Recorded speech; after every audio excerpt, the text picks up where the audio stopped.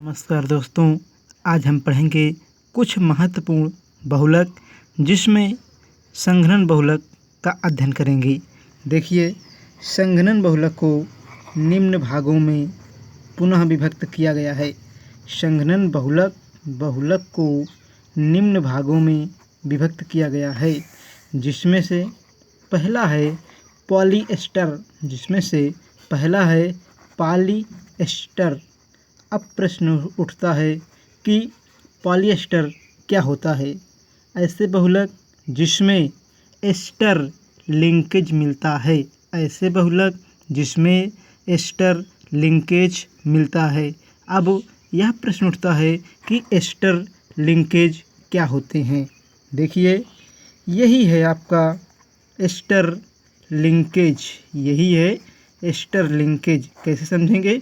Oxygen के साथ द्विबंध, carbon के साथ एकल बंध तथा द्विबंधित ऑक्सीजन, ये है लिंकेज। ये कौन सा लिंकेज है? यहाँ पर ये जो लिंकेज बना है इसे हम कहते हैं एस्टर लिंकेज। तो हमने ये देखा। अब देखिए, इसके अंतर्गत जो पहला बहुलक आता है उसका नाम है डेक्रान या टेरिलीन।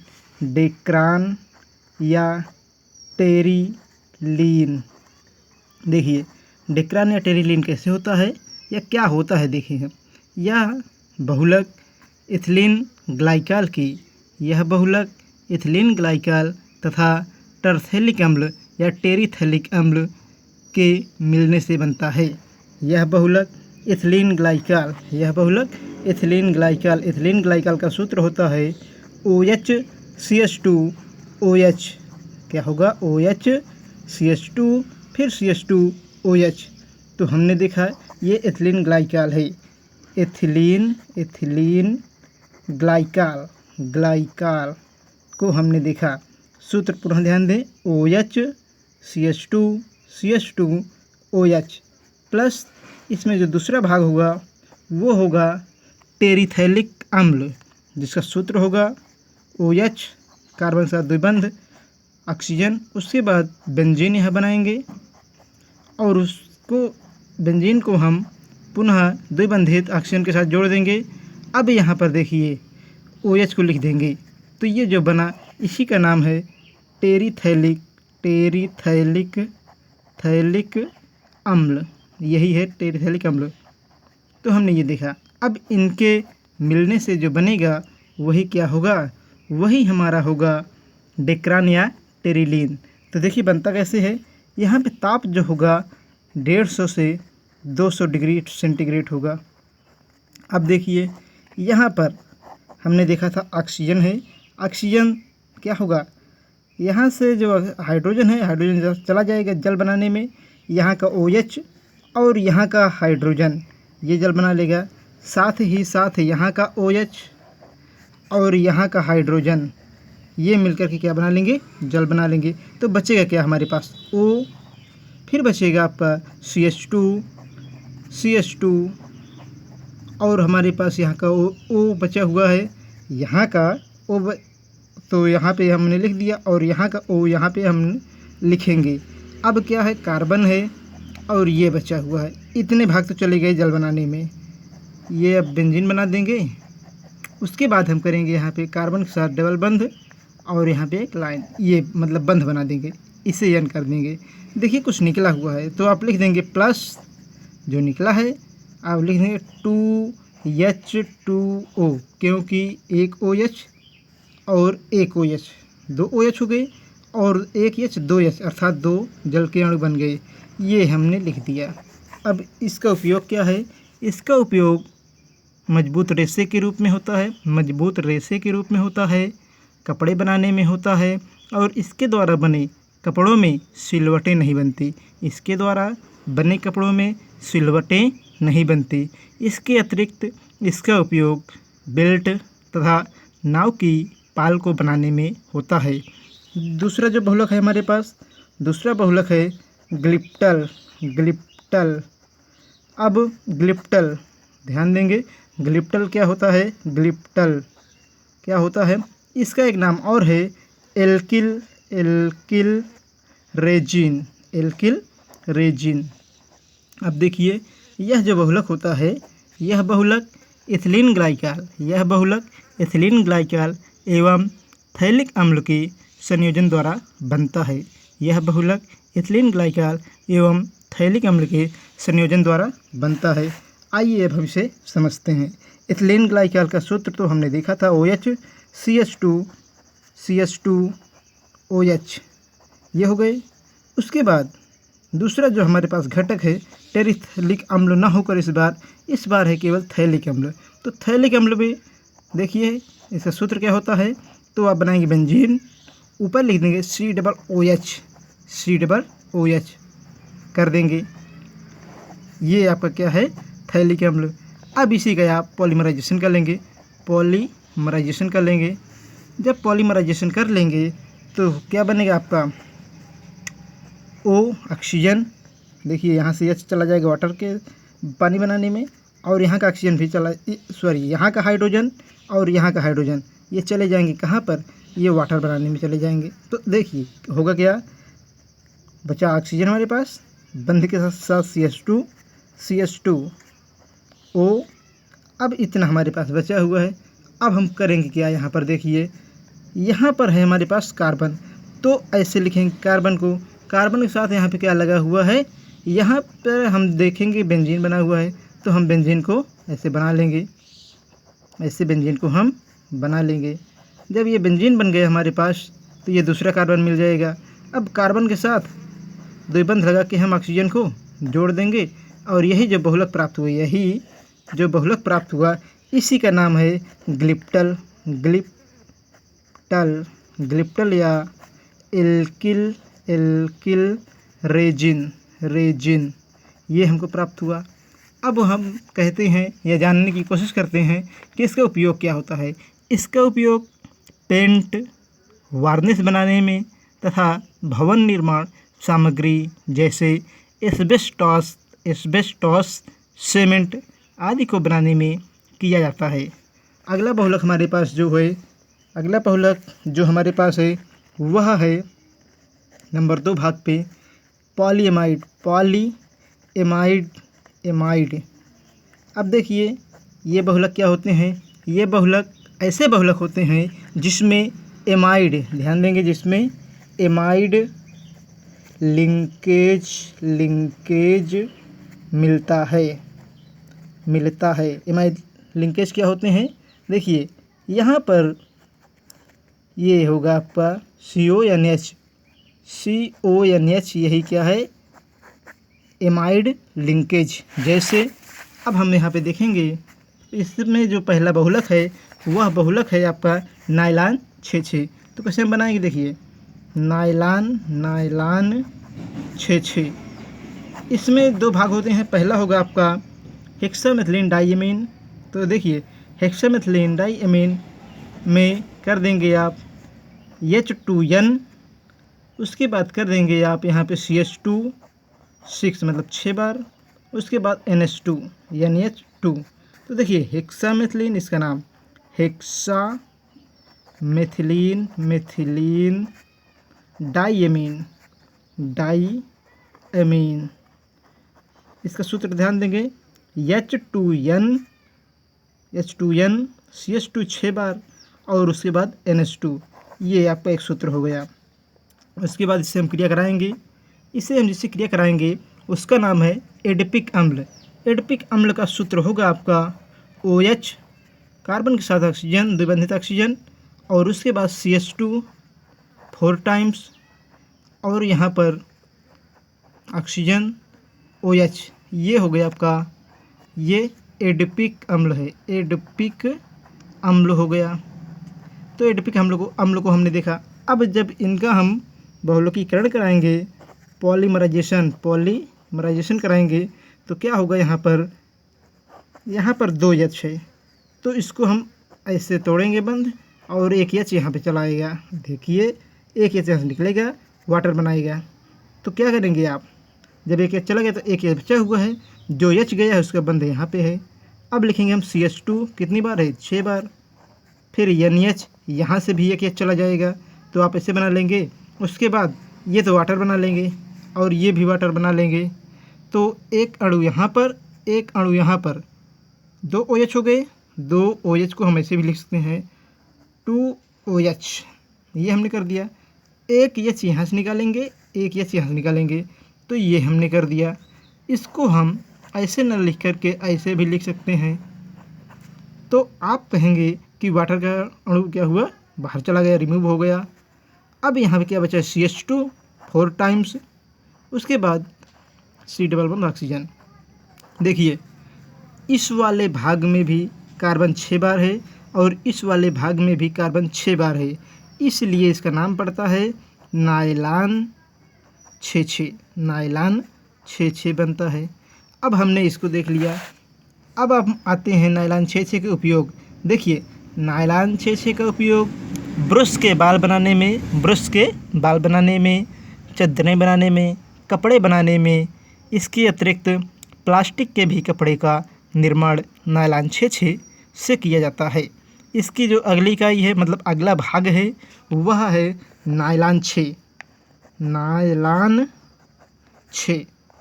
अब प्रश्न उठता है, यह क्या है? देखिए नायलॉन 6 एक विशिष्ट प्रकार का बहुलक है जिसका निर्माण, नायलॉन 6 एक विशिष्ट प्रकार का बहुलक है जिसका निर्माण कैसे करते हैं? कैप्रोलैक्टम। ध्यान देंगे, कैप्रोलैक्टम के बहुलकीकरण द्वारा करते हैं।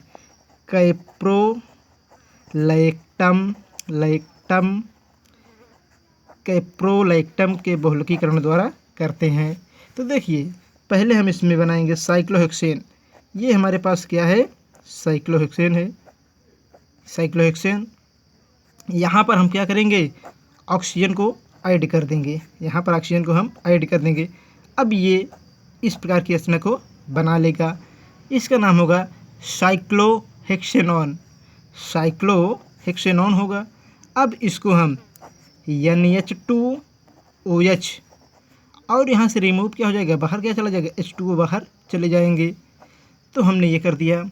ये जो बनेगा आपका, मतलब जो रचना बनेगी, ये बना लेगा आपका NOH, मतलब NOH बना लेगा।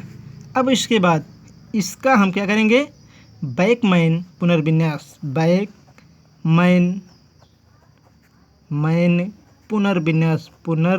पुनर्विन्यास करेंगे हम इसका। जब हम इसका बैकमैन पुनर्विन्यास करेंगे तो क्या होगा? देखिए तो हो जाएगा, ये बना लेगा NH CH2, ये बना लेगा CH2, और यहाँ पे बनाएगा CO, और यहाँ पर एक बंध पड़ा रहेगा। इसी का नाम है कैप्रोलैक्टम। इसी का नाम क्या है? कैप्रोलैक्टम। अब आप देखिए इसी के बहुलकीकरण द्वारा क्या बनता है? आपका नायलॉन 6 बनता है। तो देखिए इसमें आप H2O को जोड़ देंगे। जब जोड़ देंगे तो यहाँ पर OH वाला पार्ट यहाँ पे आएगा, और H वाला पार्ट कहाँ पे रिमूव होके जाएगा? इस N के पास जाएगा। तो यही चीज़ फिर क्या बना लेगा? NH। इस बार H आपके 2 बार हो जाएंगे। CH2,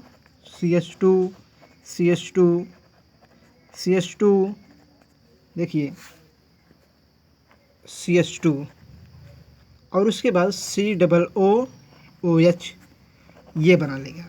जब हम इसमें से जल के अणु को रिमूव करेंगे, मतलब जब हम इसमें से जल के अणु को बाहर निकाल देंगे, तब क्या बन जाएगा? आपका नायलॉन 6 बन जाएगा। जैसे देखिए यहाँ से OH को आप रिमूव कर लेंगे, यहाँ से OH को आप निकाल लेंगे, HOH को, तो क्या हो जाएगा? लिख देंगे -HOH। तो जो बचेगा, मतलब जो बनेगा NH, उसके बाद CH2, फिर CH2 और C डबल बंध O।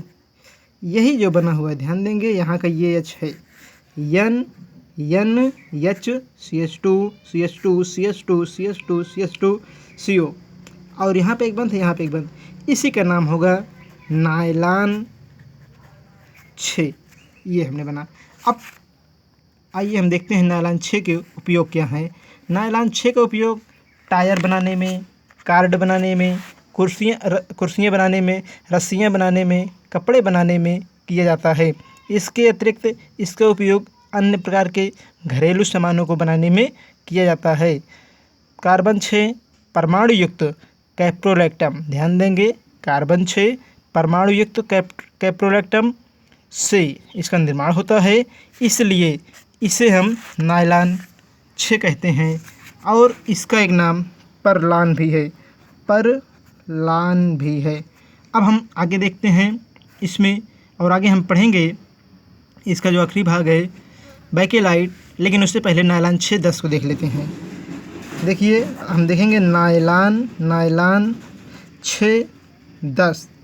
नायलॉन 6-10 का निर्माण सीबेसिक अम्ल, देखिए नायलॉन 6-10 का निर्माण सीबेसिक अम्ल तथा हेक्सामेथिलीन डाइअमीन के बहुलकीकरण द्वारा होता है। तो पहले हम देख लेते हैं इसके बारे में पूरी कहानी। यहाँ पे आप CH2 लिखेंगे 6 बार और NH2 लिखेंगे। इसका नाम तो पता हो गया होगा आपको, इतनी देर से बार बार कह रहे हैं। हेक्सामेथिलीन डाइअमीन प्लस सीबेसिक अम्ल का सूत्र देख लेते हैं, OH C डबल बंध ऑक्सीजन, उसके बाद यहाँ पे होगा CH2 8 मतलब 8 बार होगा, फिर होगा यहाँ पे OH, हमने इतना कर दिया। अब यहाँ पे क्या करेंगे, दूसरे भाग में जल के अणु को हम निकाल देंगे और जो हमारे पास बचेगा N पर H, उसके बाद CH2 6 मतलब 6 बार, और उसके बाद NH,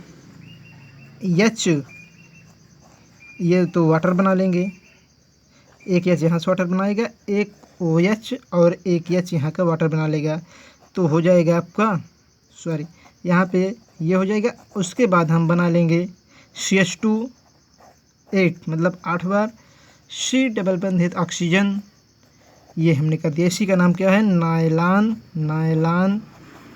6-10।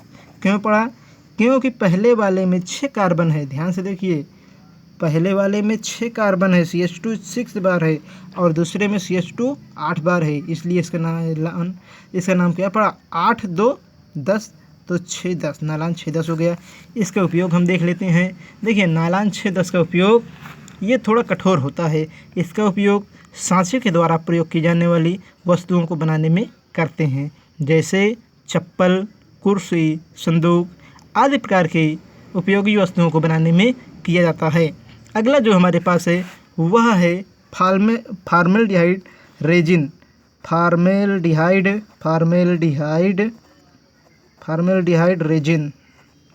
रेजिन, जिसके अंतर्गत हम पढ़ेंगे बैकेलाइट। यह यूपी बोर्ड परीक्षा में सबसे महत्वपूर्ण हेडिंग है और यह कई बार पूछी जाती है। बैकेलाइट का निर्माण कैसे होता है, देखिए बैकेलाइट बनाने के लिए हम फिनाल को किसके साथ, फॉर्मेल्डिहाइड के साथ क्रिया कराते हैं। बैकेलाइट बनाने के लिए हम फिनाल को फॉर्मेल्डिहाइड के साथ क्रिया कराते हैं, किसके, क्षारीय माध्यम में, OH- के माध्यम में। तो ये हमें बनेगा क्या, एक प्रकार का बनता है अल्फा हाइड्रोक्सी मेथिल फिनाल और बीटा हाइड्रोक्सी मेथिल फिनाल, या इसे हम पैरा हाइड्रोक्सी मेथिल फिनाल भी कहते हैं। तो जो रचना बनेगी ये CH2OH ये बना लेगा, उसके बाद फिनाल और CH2OH ये बना लेंगे। अब क्या होगा, आपस में इनका संयोजन हो जाएगा। तो देखिए OH और यहाँ पे CH2OH है। उसी प्रकार देखिए दूसरा हमारे पास इकाई है OH, और यहाँ पर क्या है हमारे पास, यहाँ पे है CH2OH। जब ये आपस में जुड़ेंगे तो जल के अणु का क्या होगा, रिमूव हो जाएगा, निष्कासन, एक H यहाँ से निकलेगा, वाटर बाहर चला जाएगा। तो ये बनाएगा क्या, ये बना लेगा फिनाल CH2OH तो भाग गए जल के साथ, मतलब यहाँ -H कर देंगे आप, और यहाँ पे बना लेंगे एक फिनाल, मतलब बेंजीन के साथ जोड़ देंगे आप। तो यहाँ पे CH2 हो जाएगा, ऊपर OH हो जाएगा, आपने इसको बना लिया। अब ये जो इकाई बनी, ध्यान से देखिएगा, ये जो इकाई बनी इसी का नाम है, ध्यान से देखिएगा, ये जो इकाई बनी है इसी का नाम है नोबोलाइक। नोबोलाइक, ये जो इकाई बनी है इसी का नाम क्या है? नोबोलाइक। अब देखिए नोबोलाइक का उपयोग कहाँ पे करते हैं? नोबोलाइक का उपयोग टेंट बनाने में किया जाता है। अब देखिए यही बहुलक, मतलब इस प्रकार बने बहुलक, इस प्रकार मतलब यहाँ पे OH और CH2 plus OH CH2OH CH2OH, यही इकाइयाँ आपस में बार बार बहुलकीकरण क्रिया करके बहुलकीकरण क्रिया करके तिर्यक बंध बनाती हैं। और तिर्यक बंध के द्वारा क्या होता है? तिर्यक बंध बनाती हैं, जिसके कारण क्या होता है? जल कण बाहर निकल जाता है और बेकेलाइट का निर्माण हो जाता है। अब हम देखते हैं बेकेलाइट की रचना कैसे होती है। थोड़ा रचना रसायन विज्ञान की आपको याद करना पड़ेगा, प्रैक्टिस करनी पड़ेगी। उस प्रकार आपको सोचें कि आप याद कर लेंगे या मेमोराइज़ कर लेंगे तो असंभव है। इनकी रचनाओं को बार बार आप लिखने का प्रयास करें, तभी ये आपको सरल एवं सटीक लगेंगी। यदि आप सोचेंगे कि बस केवल इन्हें याद करना है तो याद कर लेंगे आप, ऐसा नहीं है कि आप नहीं कर पाएंगे, लेकिन भूल जाएंगे। इसलिए आप इनकी जो भी रचनाएं हैं, जो भी सूत्र हैं, उनको आप लिख कर ही प्रैक्टिस करें। जितना लिखेंगे उतना आपको याद हो जाएगा। यदि आप नहीं लिखेंगे तो आप इन्हें याद नहीं कर पाएंगे। देखिए ये बेकेलाइट का सूत्र है, जिसको बनाने में भी समय, तो ये बेकेलाइट है। बेकेलाइट की संरचना मिल गई आपको और इसका नाम है क्या है? बेकेलाइट। तो हमने ये देखा। अब हम देखेंगे कि बेकेलाइट के उपयोग क्या होते हैं। बेकेलाइट के उपयोग विद्युत के सामान, जैसे बिजली के सामान में आता है आपका, मतलब अनेक प्रकार के विद्युत उपकरण होते हैं, उसको बनाने में किया जाता है, बोर्ड बनाने में, और प्लग आदि के, मतलब जो भी सामग्रियां हैं, काफ़ी सामान आपके विद्युत उपकरण जो होते हैं वो किससे बनाए जाते हैं? बेकेलाइट से बनाए जाते हैं। इसके अतिरिक्त टेबल टॉप, कंघे आदि को बनाने में बेकेलाइट का उपयोग करते हैं। जो बेकेलाइट का उपयोग वार्निश, लैक्टस तथा लैमिनेटेड लकड़ी को जोड़ने में भी किया जाता है। तो देखिए बेकेलाइट को हमने समझा। अब अगले भाग में इसके आगे पढ़ेंगे। वीडियो आप पूरा देखिए। अगर आपको समझ में आए तो वीडियो को लाइक शेयर सब्सक्राइब अवश्य करें। और यदि आपको कोई त्रुटि है जो ना समझ में आ रही है तो आप हमें हमारे इस चैनल पर या हमारे नंबर पर आप बताएं। देखिए हमारा नंबर है 88 781 64 27, ये नंबर है।